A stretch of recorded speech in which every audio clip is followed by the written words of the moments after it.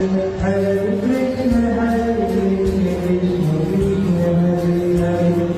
आप hello ma'am आप यहाँ पे। हाँ वो मेरा नीट में सिलेक्शन हुआ है। लेकिन मंदिर। हाँ तो सारे सेम ही होते हैं ना, मंदिर जाओ। मैं कहूंगी कि जो अगर हम दोनों को महिलाएं, मुस्लिम महिलाएं सुन रही हैं तो प्लीज एजुकेट हुई है। आपकी ना एजुकेशन पहले है, बुर्का बाद में है। कि सबसे ज्यादा पिछड़ा हुआ हर मार्कर पे, सोशियो इकोनॉमिक, एजुकेशनल, पॉलिटिकल, हर मार्कर पे सबसे पिछड़ा हुआ समाज एक मुस्लिम समाज।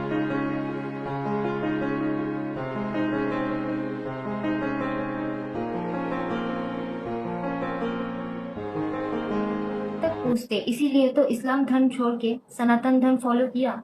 मुसलमान बेचारा है, मुसलमान के ऊपर अत्याचार हो रहा है। इस तरह की राजनीतिक रोटियां सेकने वाले अपनी दुकान, अपनी वाणी को अगर बदल लेंगे तो शायद मुसलमानों की तस्वीर बदल जाए।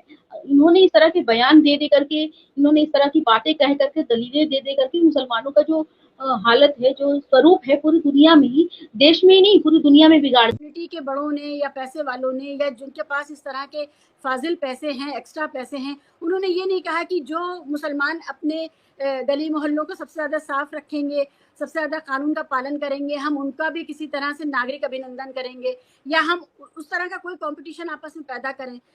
ये रवैया पनपाया गया है। एक तो ये कि हमारे यहाँ इतना ज़्यादा मौलाना हजरात ने हर वक्त उनका इस्लाम खतरे में रहा। जब से आज़ादी मिली तब से आज तक कभी इस्लाम सहज नहीं हो पाया भारत में, हर समय खतरे में था।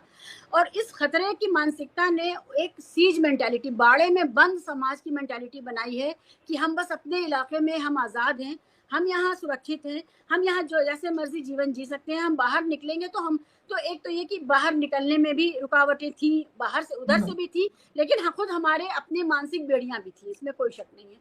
उसके अलावा आप ये देखिए कि लगातार ये जो डिस्कोर्स है अल्पसंख्यकवाद का, उसने बहुत नुकसान किया है मुसलमानों का। उसने उनको पढ़ाई में पीछे रखा, उसने उनको हर क्षेत्र में पीछे रखा, एंटरप्रेन्योरशिप में पीछे रखा, बैंकिंग में पीछे रखा, फाइनेंशियल एजुकेशन में पीछे रखा और हर एक्टिविटी में पीछे रखा।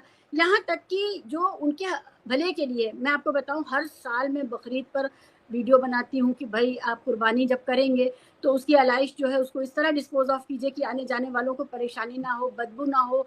और आजकल तो बकरीद गर्मियों में हो रही है तो बीमारियां ना फैलें और डिस्पोज ऑफ ठीक से करें। ये सारा तो बहुत फिक्र है, कुछ लोगों को फिक्र है, लेकिन 21वीं सदी में क्या हम ये बताना पड़ रहा है, जबकि आप वही टीवी देख रहे हैं, वही पॉपुलर म्यूजिक देख रहे हैं, वही पॉपुलर प्रोग्राम्स देख रहे हैं, उसी तरह से आप घुल मिल रहे हैं। मैं पुरानी दिल्ली का बता रही हूँ, जो दिल्ली का दिल है बिल्कुल, जिसमें किसी तरह की कमी नहीं है। आपका बस स्टेशन, रेलवे स्टेशन और सारी फैसिलिटीज यहीं पर जमा है।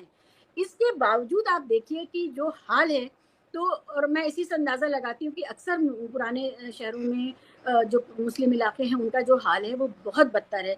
इसमें हमारे मौलानाओं को ये रिस्पॉन्सिबिलिटी लेनी चाहिए। अब तक जो उन्होंने गलती की सो की, लेकिन ये हर समय खतरे की मानसिकता, हर समय इस्लाम खतरे में, हर समय अल्पसंख्यकवाद को छोड़ करके अपना जो काम है वो तो करें। जो अपनी सफाई है, जिससे सेहत भी बेहतर होगी, जिससे माहौल बेहतर होगा, जिससे जहन बेहतर होंगे, ये तो करें। तो हमारे रवैयों में बेपनाह कमी रही है। डेमोक्रेसी का इस्तेमाल हमने रियायतें पाने के लिए बस सोचा कि हमें ये रियायतें मिले। हम डेमोक्रेसी का इस्तेमाल पिछले 70 सालों में अपने को बेहतर डेमोक्रेटिक बनाने में नहीं कर पाए, चाहे वो घर के बाहर हो, चाहे अपने घर के दरवाजे के बाहर। ये कह करके मुसलमान बेचारा है, मुसलमान के ऊपर अत्याचार हो रहा है। इस तरह की राजनीतिक रोटियां सेकने वाले अपनी दुकान, अपनी वाणी को अगर बदल लेंगे तो शायद मुसलमानों की तस्वीर बदल जाए।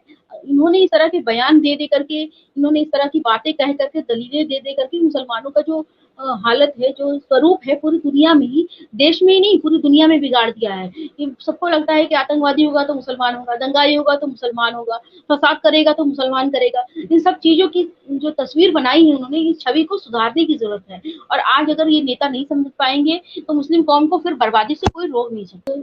नैरेटिव सेट होता जा रहा है, लोगों की एक छवि बनती जा रही है, उसको बदलने की जरूरत है। और वाकई में ये हमारी जो कौम है ये बिल्कुल लीडरशिप है ही नहीं। जो लीडर भी है वो सिर्फ अपनी मतलबी, अपने परिवार को चलाने के लिए, अपने परिवार बढ़ाने के, चाहे वो ओवैसी हो, चाहे वो बाकी अन्य दलों के लोग हों, सिर्फ और सिर्फ अपने परिवार को आगे बढ़ाने में ये लगे हुए। ये नहीं चाहते कि मुस्लिम कौम आगे बढ़े। आप देख लीजिए, तमाम जब भी कोई भी मुसलमानों की तरक्की की बात आती है, देश की बात आती है, तो सिर्फ ये उन मुसलमानों को आगे कर देंगे जो गरीब हैं, जो गरीब तबके से आते हैं, उनको कुछ पैसे दे करके या कुछ किसी तरह से उनको लालच दे करके उनको आगे कर देंगे और ये दिखाएंगे कि देखिए मुसलमान कितना सड़क पे उतरा हुआ है, कितना विरोध कर रहा है, कितना नहीं।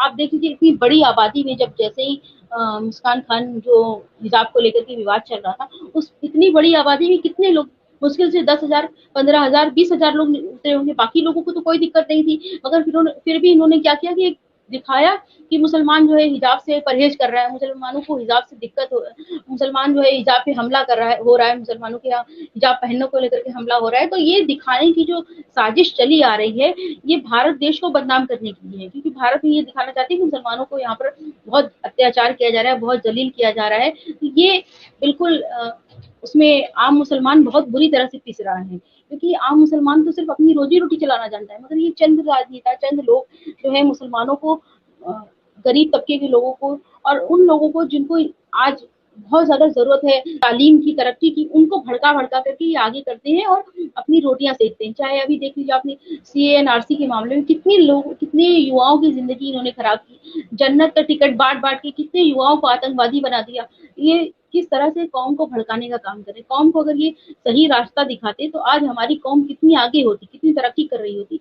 पैगंबर ने कहा कि पढ़ना हो तो चीन भी चले जाओ, मगर हमारी कौम पढ़ाई लिखाई में सबसे पीछे है। सिर्फ कुरान पढ़ा दिया, लड़कियों को कुरान पढ़ा दिया, बस खत्म हो गया काम। तो इसका मतलब ये है कि आप अभी भी दुनियादारी में, दुनिया से में कहीं ना कहीं बहुत पीछे हैं।